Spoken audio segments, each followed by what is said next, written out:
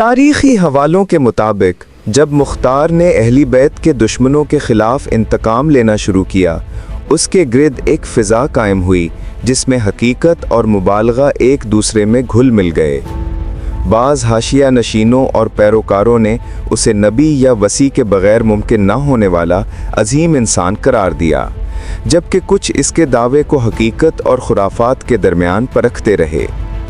یہ تمام واقعات تاریخی دستاویزات اور روایات پر مبنی ہیں، ہماری رائے نہیں بلکہ وہ منظرنامہ جو وقت نے محفوظ کیا۔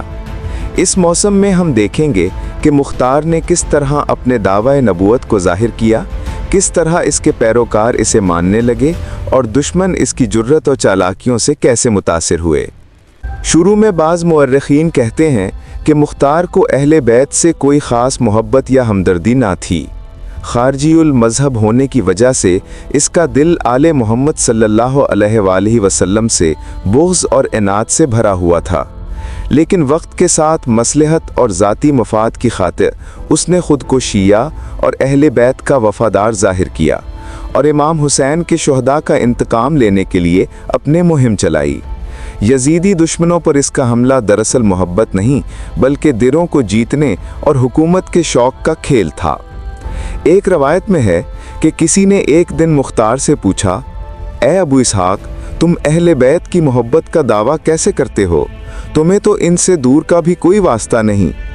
مختار نے بڑے سکون سے جواب دیا کہ جب میں نے دیکھا کہ مروان شام پر قبضہ جما چکا ہے، عبداللہ ابن زبیر نے مکہ میں حکومت قائم کر لی ہے، مجدہ یمامہ پر قابض ہو گیا ہے اور ابن حازم نے خراسان دبا لیا ہے، تو میں خاموش بیٹھ کر ہاتھ پر ہاتھ دھرے نہیں رہ سکتا تھا۔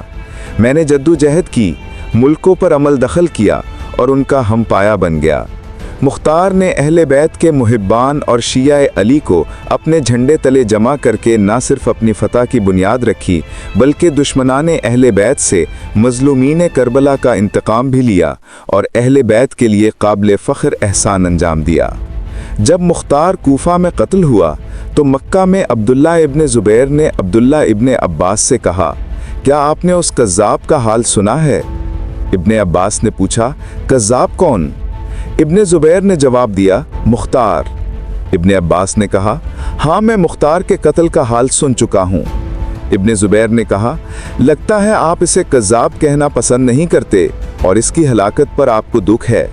ابن عباس نے فرمایا، ہاں مختار وہ شخص تھا جس نے ہمارے قاتلوں کو سزا دی، ہمارے خون کا بدلہ لیا اور ہمارے سینوں کی آگ بجھائی۔ اس کی خدمت کا صلہ یہ نہیں کہ ہم اسے گالیاں دیں یا اس کی موت پر خوشی کا اظہار کریں۔ کوفہ میں ہوا ایک ایسا منظر جو تاریخ کے اوراق پر ہمیشہ کے لیے نقش ہو گیا۔ مختار نے ان قاتلوں کے خون کا بدلہ لینا شروع کیا جو امام حسین کے جسم و جان پر ظلم ڈھائے تھے۔ شہر کے بازار میں خبر گردش کرنے لگی کہ مختار نے یزیدیوں کے گلے پر چھری رکھ دی ہے اور اہل بیت کے محبان کے زخموں پر مرہم رکھ دیا ہے۔ دور دور سے ابن سبا کے پیروکار اور شیعہ کوفہ کی طرف بڑھائے۔ مختار کے دربار میں آنے والے خوشامدی، چاپلوس اور تعلقات کے خواہاں لوگ مدح و ستائش کے پھول بکھیرنے لگے۔ ہر بات میں اس کی عظمت کو آسمان کی بلندیوں تک پہنچایا جاتا۔ بعض لوگ تو یہاں تک بولنے لگے کہ ایسا عظیم کارنامہ جو اعلیٰ حضرت کی ذات قدسی سے ظہور میں آیا، وہ کسی نبی یا وصی کے بغیر کسی انسان کے بس کی بات نہیں۔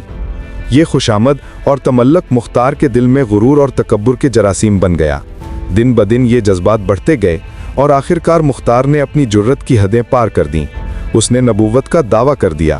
اس دن سے وہ اپنے خطوط اور مراسلات میں خود کو مختار رسول اللہ لکھنے لگا۔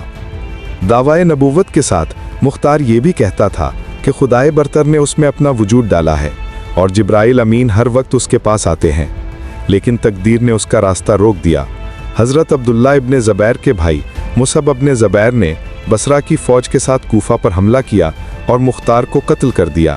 اس سے پہلے مختار نے بصرہ پر قبضہ کرنے کے لیے چالاکیوں اور سازشوں کا جال بچھا رکھا تھا اور وہاں کی طاقتور شخصیات کو اپنے ساتھ باندھنے کی کوشش کر رہا تھا۔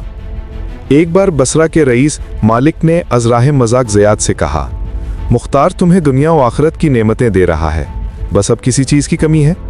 زیاد ہنس پڑا اور مذاقاً بولا، بھائی میں وعدوں پر کسی کا ساتھ نہیں دے سکتا، जो शख्स हमारे सामने सोने चांदी का ढेर रखेगा हम उसी के साथ होंगे। इसी दौरान मुख्तार ने अहनफ इब्न कैस नामी रईस को खत भेजा। अस्सलाम वालेकुम, बनी मुज़िर और बनी रबिया का बुरा हो। अहनफ, तुम अपनी कौम को ऐसे दोज़ख की तरफ ले जा रहे हो कि वहाँ से वापसी मुमकिन नहीं। तकदीर बदल नहीं सकता, लेकिन मुझे मालूम हुआ है कि तुम मुझे कज़्ज़ाब कहते हो। मुझसे पहले भी अंबिया को झुटलाया गया और मैं उनमें अक्सर से बरतर नहीं हूँ। अगर मुझे काज़िब कहा गया तो क्या हुआ? एक मर्तबा किसी ने हज़रत अब्दुल्ला इब्न अब्बास से कहा कि मुख्तार नुज़ूल वही का मुद्दई है। हज़रत अब्दुल्ला इब्न अब्बास ने फरमाया, मुख्तार सच कहता है। खुद खुदाए बरतर ने इस वही की इत्तला इस आयत में दी है। शयातीन अपने दोस्तों पर वही नाजिल किया करते हैं। झूठे मुद्दई जो रब की ताईद और इलाही नुसरत से महरूम होते हैं, अपनी बात को सच दिखाने के लिए हीला और चालाकियों का सहारा लेते हैं। मुख्तार भी इन्हीं उसूलों के तहत अपनी मनगढ़ंत वही, मोजज़ात और पेशगोइयों को पूरा करने के लिए अजीब व गरीब तदबीरें इस्तेमाल करता रहा। एक दिन इसने एक लंबा चौड़ा अरबी इल्हाम तैयार किया, जिसके आखिरी अल्फाज कुछ यूं थे: आसमान के रब की कसम, ज़रूर आग आसमान से नाजिल होगी और अस्मा का घर जल जाएगा। जब अस्मा बिन खारजा को ये मुख्तारी इल्हाम मिला तो इसके दिल में खौफ ने घर कर लिया। इसने फौरन अपने घर का सारा मालो असबाब दूसरी जगह मुंतकिल कर दिया। लोग हैरान होकर पूछने लगे, क्या वजह है कि तुम अपने घर को खाली कर रहे हो? अस्मा ने जवाब दिया, मुख्तार ने पेशगोई कर दी है कि मेरा मकान जल जाएगा। अब वो अपना इल्हाम पूरा करने के लिए ज़रूर आग लगाएगा। रात की तारीकी में मुख्तार ने एक शख्स भेजा जो खामोशी से आग लगा दे, और मुख्तार अपने हल्काए मुरीदीन के सामने खुशी से डींगे मारने लगा। मेरी पेशगोई दुरुस्त साबित हुई। लोगों की आंखों के सामने देखते ही देखते आग ने मकान को लपेट में ले लिया, जैसे आसमान से आग उतर आई हो, और मकान भस्म हो गया।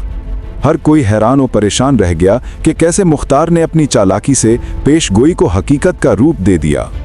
अल्लाह ताला की कुदरत अजीबो गरीब है और तारीख में कई मर्तबा कमज़ोर और कलील तादाद वाले लोगों की मदद के लिए ऐसी निशानियां भेजी गई हैं जो आम इंसानों के लिए नाकाबिले यकीन लगती हैं।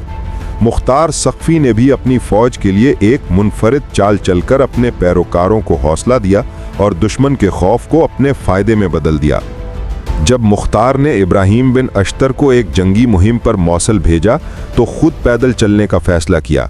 इब्राहीम ने कहा, अबू इसहाक सवार हो जाएं, ये तेज़ और आसान होगा।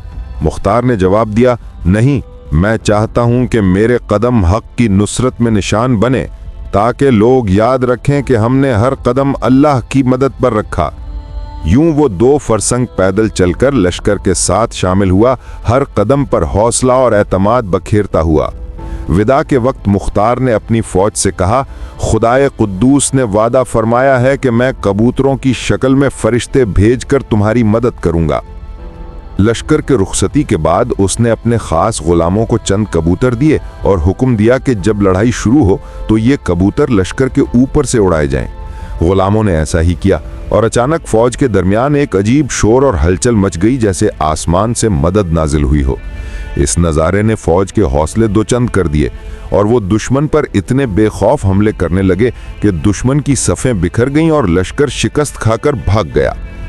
इसी दौरान एक खारजी कैदी भी अपनी होशियारी से बच निकला। जंग के बाद बहुत से दुश्मन मारे गए और बहुत से कैदी बने।